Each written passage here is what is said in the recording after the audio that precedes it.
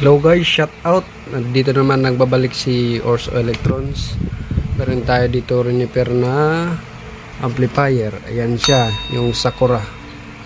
Yan, Sakura amplifier to na may Bluetooth. Guys, kinamitan ko ng aking ayan, kung mag-out siya. Bali, ang sakit nito guys, yung kanyang tone control.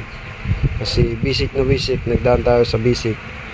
Kahit may power siya pero wala siyang audio output. No audio output siya pero basic na basic, automatic tone control yung ating unang gagalawin dyan.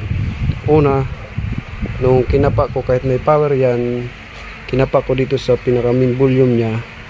Una dito, dito walang gumagalaw na ganyan, walang